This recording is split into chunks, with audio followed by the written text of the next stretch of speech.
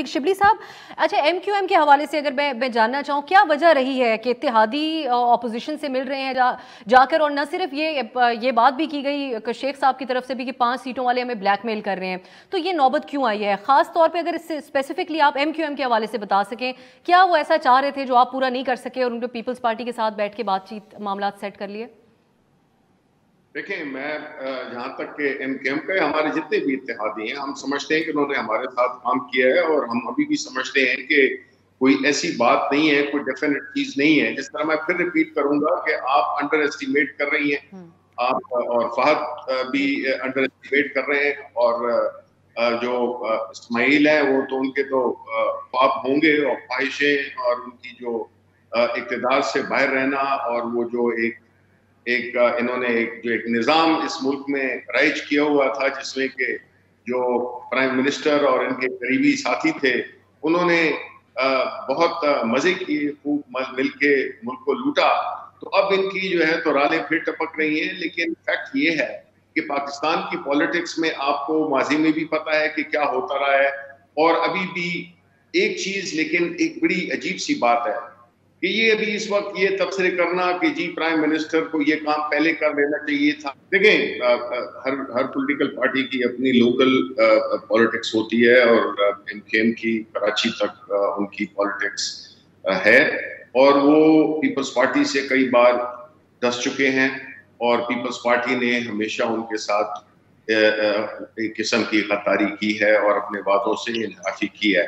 یہ تو خیر تفصیل کی بات ہے. یہاں پہ میں ایک بات کرنا چاہتا ہوں کہ دیکھیں جی، ہم یہاں پہ فہد حسین بھی بیٹھے ہوئے ہیں، آپ بھی بیٹھے ہوئے ہیں، اور باقی جو لوگ سن رہے ہیں. آپ مجھے یہ بتائیں کہ آیا آپ میں سے کسی تجزیہ کار نے یا آپ نے کبھی کنڈیم کیا ہے کہ یہ جو ہارس ٹریڈنگ ہوتی ہے، جس کے بانی نواز شریف ہیں، جنہوں نے کہ چھانگا مانگا شروع کیا، جس نے زرداری ہے، جو کہ پیسوں کی سیاست لے کے، کوئی آپ ایک کامنٹ نہیں کر سکتے ہیں آپ کہ جی یہ جو ہو رہا ہے یہ غلط ہو رہا ہے.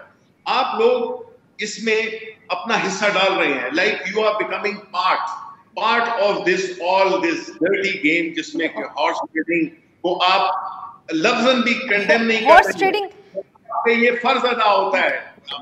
وہ فہد حسین اینڈ جو بھی آپ اپنا کومل، آپ کو جو ہے نا، دیکھیں یہ آپ تماشا نہیں کر رہے ہیں، آپ اس ملک کے اسٹیک ہولڈر ہیں. آپ نے اس ملک میں رہنا ہے، آپ اس ملک نے آپ کو کئی چیزیں دی ہیں، لیکن آپ کو یہ نہیں کرنا چاہیے کہ آپ صرف دوسرے کے تماشے پہ بغلے بجاتے رہیں. آپ کو میں شبلی صاحب بصد احترام مجھے کہنے دیجیے گا، بصد احترام آپ سے میں یہ بات کہوں گی، نہ صرف ہارس ٹریڈنگ، سیاسی انتشار، ان سب چیزوں کو ہم کنڈیم کرتے ہیں، لیکن آپ سے میرا سوال تو ایک حکومتی وزیر کے طور پہ ہی ہوگا نا. تو آپ سے تو میں یہی پوچھوں گی کہ جو خبر ہم تک پہنچ رہی ہے اس میں آپ کا الزام ہے کہ پیسوں کی آفر کی جا رہی ہے، نہ ہی آپ کی حکومت بتاتی ہے کہ وہ کون لوگ ہیں جن کو 15 سے 20 کروڑ روپے آفر کیے گئے. آج پوچھا گیا. کومل میری بات سنیں، آپ نام بتا دیں آج. جی، فہد حسین آپ کے ساتھ بیٹھے ہوئے ہیں، یہ ایک بڑے منجے ہوئے رائٹر ہیں، جرنلسٹ ہیں. ہسٹری آپ کو پاکستان کی کیا بتاتی ہے؟ ہم تو ابھی 3 سال ہوئے ہیں، 3.5 سال ہوئے ہیں حکومت میں آئے ہیں، نہ ہم نے ہارس ٹریڈنگ کی ہے، نہ ہم نے پیسوں کے لے کے پھرے ہیں.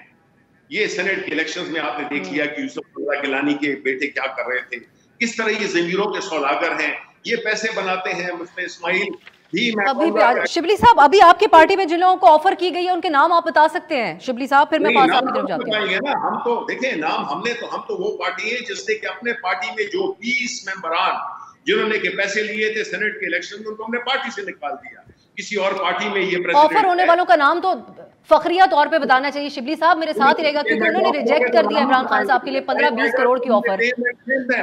آپ اپنا کام کریں، آپ کنڈیم کریں کہ کوئی بھی کرتا ہے، چاہے کرتی ہے، لیکن آپ کو شبلی صاحب ایک سیکنڈ، میں فہد صاحب کی طرف جاؤں گی یہ کہتے ہوئے کہ ہم تو کنڈیم کریں گے، لیکن اس سے کیا فرق پڑے گا؟ حکومت سے عدم اعتماد کے حوالے سے سوال تو ہمیں کرنا ہی پڑے گا، اس کے بعد مجبوری رہے گی. مجھے اجازت دیجیے گا. جی چلیں کر لیں. مجھے ایک بات بتائیں، آپ بات یہ ہے کہ آپ کو چاہیے کہ جب میں انفارمیشن منسٹر بھی تھا تو ان سے پوچھ لیں، فہد حسین سے اور اپنے باقی ساتھیوں سے پوچھ لیں کہ میں ان سے صرف ایک ڈیمانڈ کرتا تھا کہ غلط کو غلط کہو، صحیح کو صحیح